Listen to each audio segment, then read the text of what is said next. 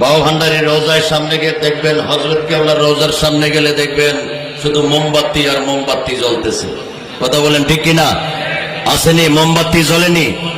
কেন জ্বালাইছেন মোমবাতি? এতগুলা কারেন্টের লাইট আছে, এত স্পষ্ট আলো থাকার পরেও কেন মোমবাতি জ্বালাইলেন? এটা জনসাধারণের প্রশ্ন। কথা বলেন ঠিক কিনা? শুধু সাধারণ না, কিছু কিছু আলেম ওলামারাও প্রশ্ন করে, এত লাইট কারেন্ট থাকার পরেও আবার মোমবাতি জ্বালাইছি কেন? তাফসীরে রুহুল বয়ান শরীফে আল্লামা ইসমাইল হকি রহমতুল্লাহ তাআলা উনি বলেছেন যে মোমবাতি শুধু অন্ধকারকে আলোকিত করানোর জন্য জ্বালানোটা উদ্দেশ্য নয়। তো উদ্দেশ্য কি?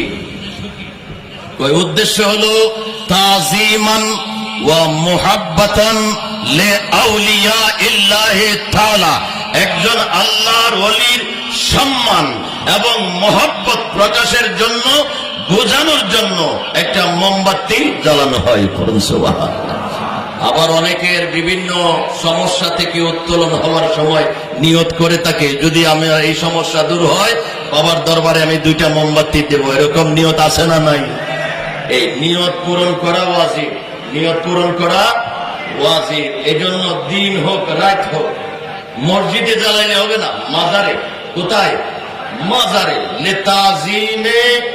লিতাজিমান ওয়া মুহাব্বাতান লিআউলিয়াইল্লাহ, আল্লাহর ওলিদের তাজিম সম্মান মহব্বতে নিয়ত পূরণের জন্য মোমবাতি জ্বালানো হয়।